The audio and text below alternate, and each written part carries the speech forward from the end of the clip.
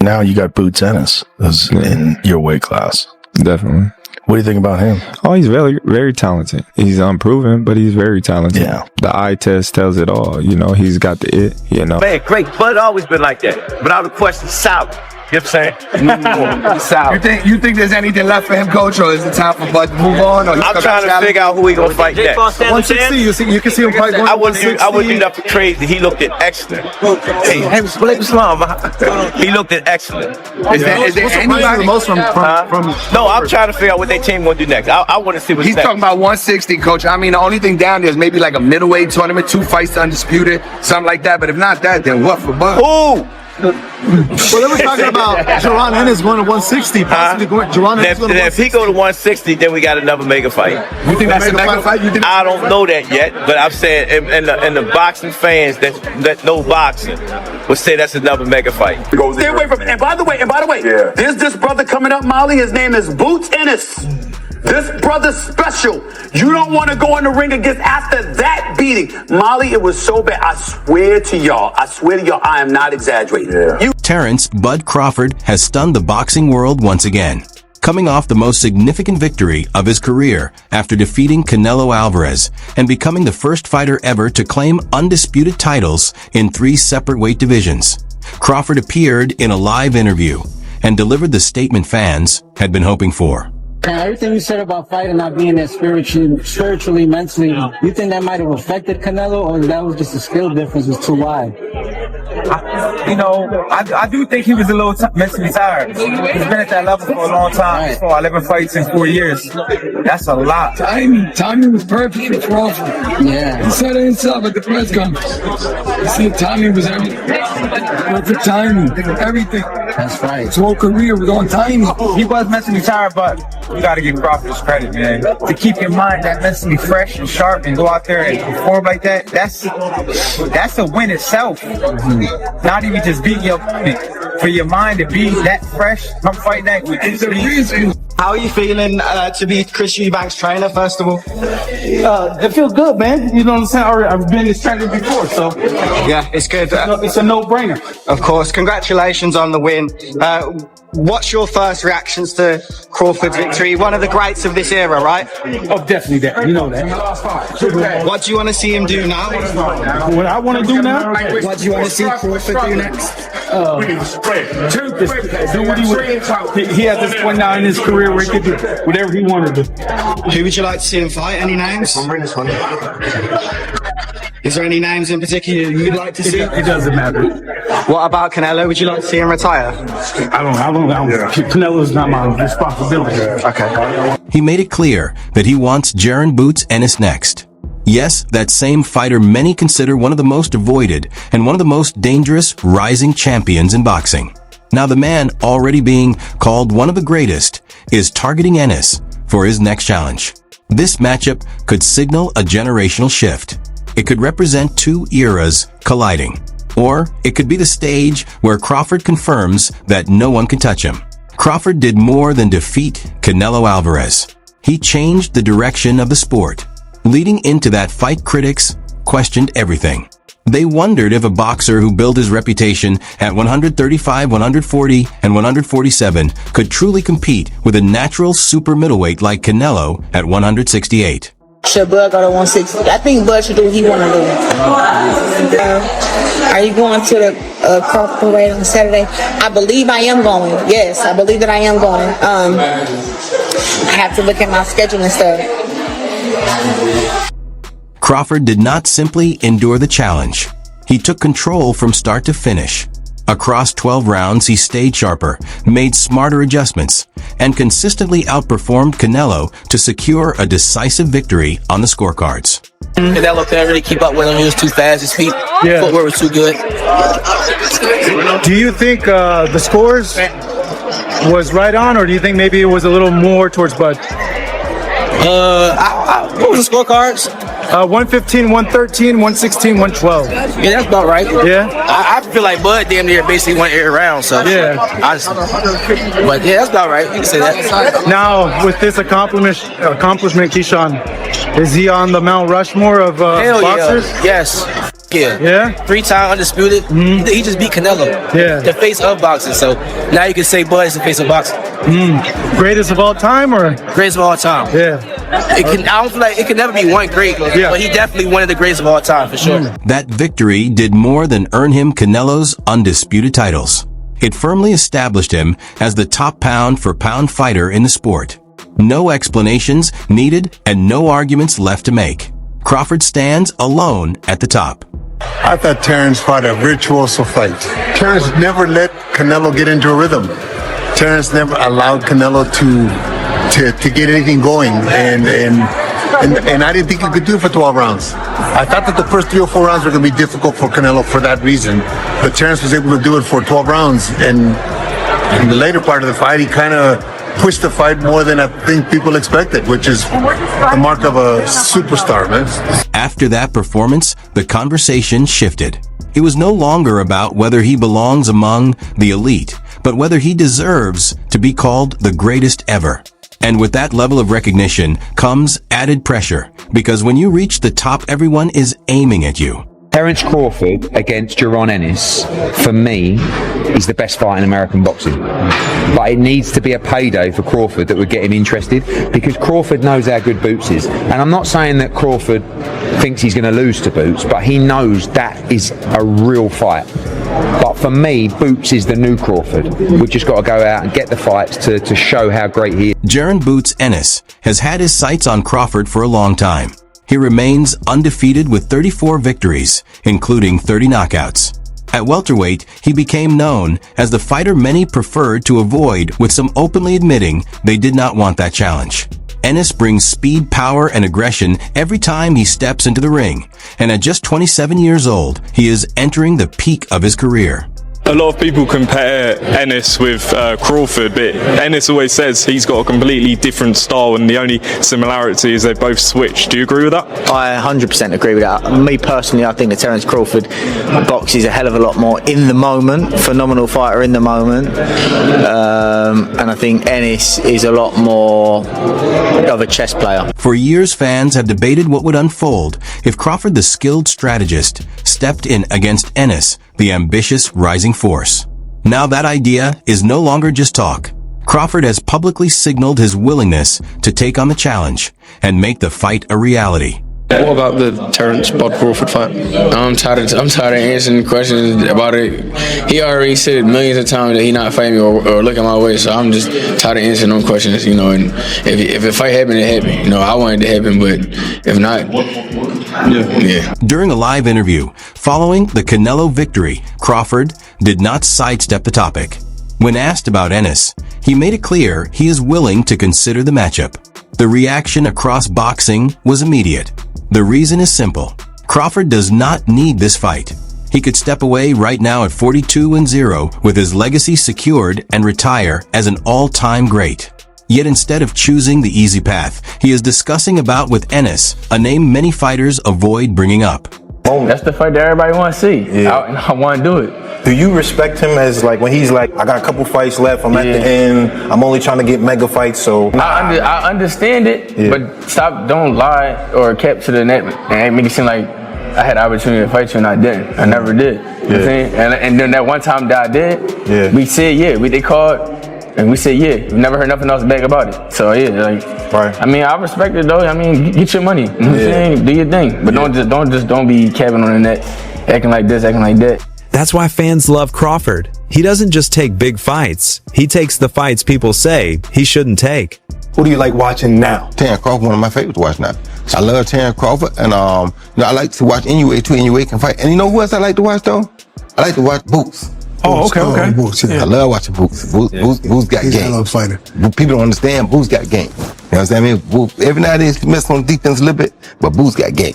Boots versus Terence Crawford. Now, Boots hasn't proven himself enough to tell me for me to say that he gonna beat Terence Crawford, because Terence Crawford is a different kind of animal. Proven. You feel me? Proven stud. You understand where I'm coming from? But Boots, if anybody could be Bud in the future, it would probably be a Boots, because Boots got enough tools to be in it. That is exactly why so many supporters respect Crawford. He does not only accept major matchups, he goes after the challenges that others warn him to avoid. I'm trying to tell you, 154, man, it's mine. 154 is mine, and they're gonna see, you know, and they're gonna see, you know, just stay tuned. And like I said, when I handle business October 11th, we're gonna see. So the big question is, what weight would a Crawford versus Ennis fight take place at? Ennis currently holds the WBA welterweight title at 147, while Crawford has already moved on from that division. He has competed at 154 and recently stunned everyone at 168. Dropping all the way back to welterweight seems highly unlikely. A more realistic option would be 154 pounds and possibly even 160. Ennis has the size to step up, and at 38 Crawford is unlikely to want to put his body through another tough weight cut. For both fighters, 154 or 160 appears to be the most practical range. Well, first things first, a lot has been made about your sparring session with Boots, with Boots Ennis. How did that happen? What happened? I cannot say much, but he called us and say if he can go and sparring with me and everything. I say, of course, right? A fighter like me, we always want great sparrings because there is the thing, right? And I have history with the family because 14 years ago, his older brother helped me for Sugar Shane Motley and Alfonso Gomez. So it's Derek Ennis. So he helped me. So he was 14 years old at that time, by the way. And it was good, very good. And I'm very grateful with him because he made that time to go and give me a good. And that's exactly where the risk factor rises. At higher weights, Crawford may lose some speed, but his technical mastery remains intact. Ennis, on the other hand, is young, strong, and still filling out his frame, which makes the matchup especially compelling. Here's a wild twist. Ennis actually helped Canelo prepare for the fight against Crawford. I was here, Key. You ready? Man. Yeah, of course, baby. This way. Yeah, man. You know, it's a fight you ain't gonna want to miss, man. One time back. I told you the comeback 2025 is the key. What do you think about Ennis joining Canelo for the Crawford camp? Hey, good stuff. You think that matters? Beautiful. Anywhere. That's beautiful, man. You know, when you. It's a good move. That's world class. That's, you know, I mean, it's the best switch hitter he can get. That's not his opponent, you know. His champions working with champions, you know. In the modern day and age, man, you don't get that a lot, you know. It reminds me back when I was supposed to fight Marcos Maidana, and I got Sean Porter for sparring. Thank you, boss. You know, so I like it. That's correct. Ennis trained and sparred with Canelo's team to get ready for Bud Crawford. He played a role in developing the strategy aimed at figuring Crawford out. He's not me. Yeah. You know, as much as a lot of people, you know, say we have similarities and, you know, we switch a lot and we fight a lot. He's not me, you know, and I'm not him. So, yeah. Tim had said comparison that like he's like a Chrysler 300 and you're like a Bentley. Yeah, like once again, like he's not me. You know, he's trying to get to where I'm at. You know, he's where he at, I'm where I'm at. You know, he got a long way to go. The irony is that Canelo still came up short. Now picture this. Ennis has first-hand experience preparing for Crawford in camp, while Crawford has already beaten the fighter Ennis was assisting. Sorry? Should Crawford retire? Do you know what? Someone said the other day, and it's very true, because I actually said it about Usyk. We've got a real tendency, haven't we, to kind of try and retire people off. Do you know what I mean? Like I said with Usyk, I think now he should retire. And everyone's like, why do you want him to retire? It's like, I just think it's a great way to go out. I actually also think that Crawford could move down and win a world title at 160. And that would make him, what, 6 division champ? 5, 35, 40, 47, 54, 6 division champion. But the problem is Terence Crawford now is really only going to want a fight for big money, and there's only certain fights that can generate that kind of money. So Shakur, he was obviously very close to him, seemed to say so maybe that's it.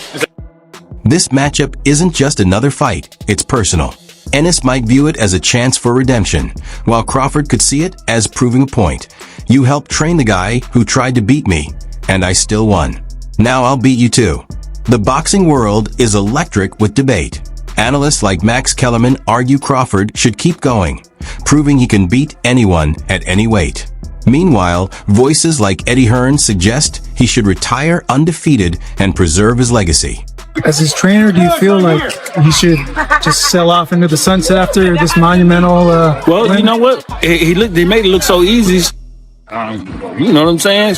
Got 2-3 more in him. You know what I'm saying? Frank Campbell try harder. You know what I'm saying? Do you think a move to 160 would make sense? I mean, if you want to do it, you know, it'd be a challenge. If you want to challenge yourself, yeah, I don't mind. Then there's Ennis himself stepping up and challenging Crawford, urging him to test himself once more. Experts argue that Crawford has already proven everything, yet fans are eager to see if the seasoned champion can handle the hungry young contender. This is exactly what makes boxing thrilling, the battles between generations. Do you think Ennis is the guy to give Crawford like trouble in there if they were ever to fight? I think that would be a great fight. You know, the young hungry lion versus the legend. That would be a hell of a fight. Maybe 160. If it's a vacant title at 160, I think that they can make that happen for sure. I think it just has to make sense for both parties. You know what I mean? Yeah, I think if there's a vacant belt, Crawford's gonna want to be 6th division champion, and then he'll make Ennis move up to 160. I think they could do it at 160. So how might this fight unfold? Crawford is a masterful switch hitter.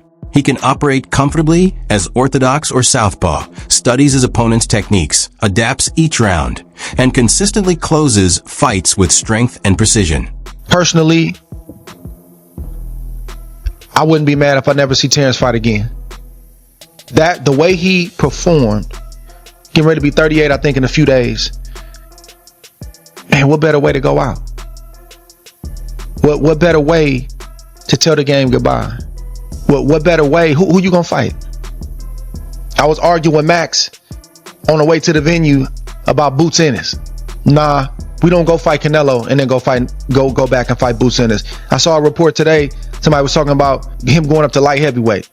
Nah, we don't go up to light heavyweight. We just went up 3 weight classes since the Spence fight and 2 weight classes since the Madrimov fight, my last fight. This is the perfect send-off, Roy. Yep. In my opinion. Without it's a question. The perfect send-off. Ennis, on the other hand, is explosive, unpredictable, and extremely athletic.